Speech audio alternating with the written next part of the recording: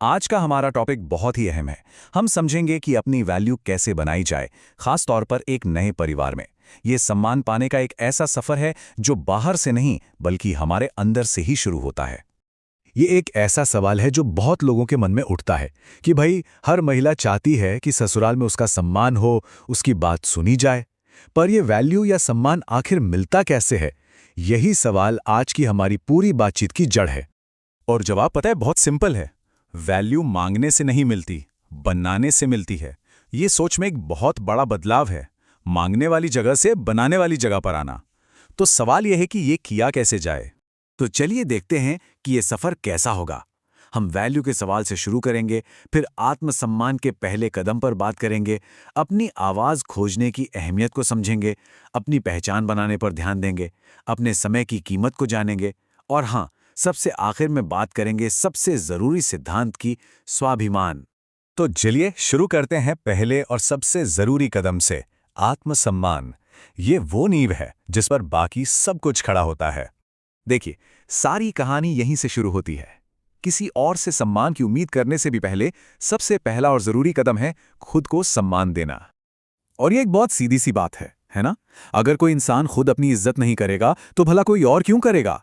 दुनिया हमें अक्सर वैसे ही देखती है जैसे हम खुद को देखते हैं। चलिए अब आगे बढ़ते हैं दूसरे सिद्धांत पर, अपनी आवाज़ खोजना। अब इसका क्या मतलब है? इसका मतलब है अपनी बात कहना सीखना। ये बहुत ज़रूरी है। देखिए, नए माहौल में ढलना एक बात है, एडजस्ट करना अच्छी बात है, लेकिन ज़रूरत से ज़्यादा एडजस्ट करना बंद करना होगा।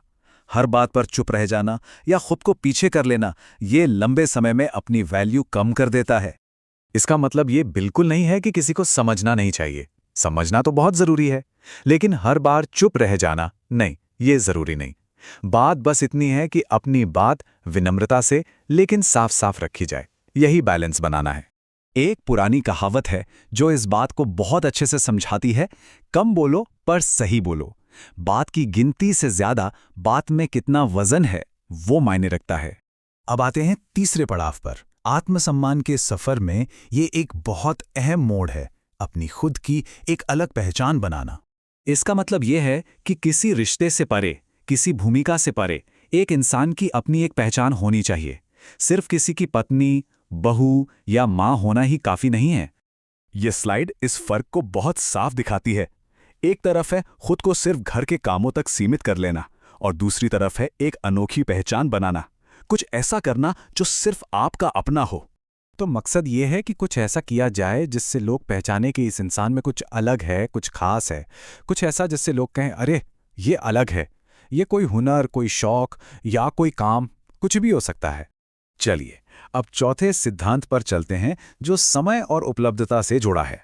सुनने में शायद थोड़ा अजीब लगे पर यह बहुत पावरफुल है।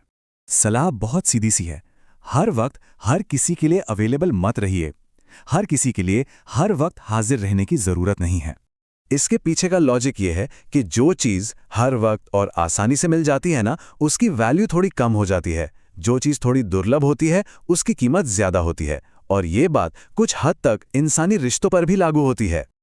और यहीं पे कॉन्सेप्ट आता है अपनी स्पेस का, यानी अपना निजी वक्त। खुद के लिए समय निकालना कोई सेल्फिश चीज नहीं है, बल्कि ये किसी भी इंसान के लिए मानसिक और भावनात्मक तौर पर बहुत जरूरी है। और अब हम आ गए हैं सबसे आखिरी और सबसे अहम सिद्धांत पर, जो इन सब की नींव है, स्वाभिमान। ये वो चीज है जिस पे कभी कोई समझौता नहीं हो सकता। ये एक ऐसा नियम है जिसे बस गांठ बांध लेना है। कुछ भी हो जाए, किसी भी रिश्ते या किसी भी हालात के लिए अपने स्वाभिमान से समझौता नहीं करना है।